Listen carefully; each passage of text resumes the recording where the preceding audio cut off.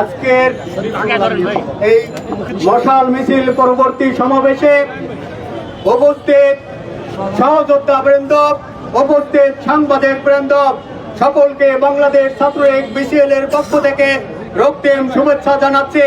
সংগ্রামী সাথী সহযোদ্ধা বন্ধুরা, আপনারা জানেন গত সপ্তাহে সারা দেশব্যাপী নৈরাজ্য, মব, হত্যা, ধর্ষণ চলছিল।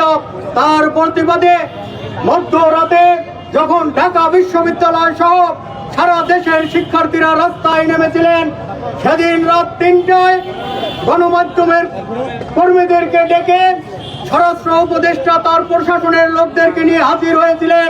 তিনি বলেছিলেন পরিস্থিতির উন্নতি করতে পারলে তাকে আর পদত্যাগ করতে হবে না। আমরা লক্ষ্য করেছি পরিস্থিতি আরো দিন দিন অবনতি হচ্ছে, কিন্তু তিনি কোনো কাজ করতে পারছেন না। তার মধ্যেও দুঃখজনক ভাবে আমরা লক্ষ্য করেছি এই পরিস্থিতির মধ্যে আমাদের প্রধান উপদেষ্টা বিবিসিতে এক সাক্ষাৎকারে বলেছেন তিনি কোনো অপরাধ সংগঠিত হতে দেখছেন না। আমাদের ওনার বক্তব্যের উপরে ধিক্কার জানানো ছাড়া আর বলার কিছু নাই।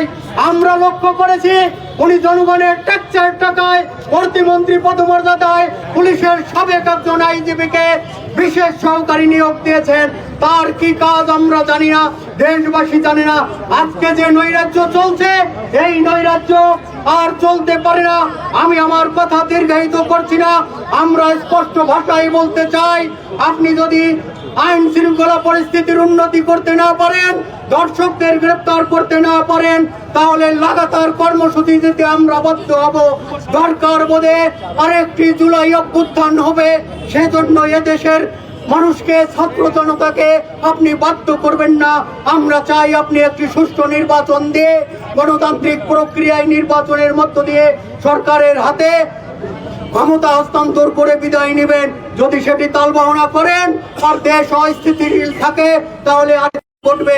এই প্রত্যাশা রেখে আমি সকলকে আবারও ধন্যবাদ জানিয়ে আমার বক্তব্য এখানেই শেষ করছি।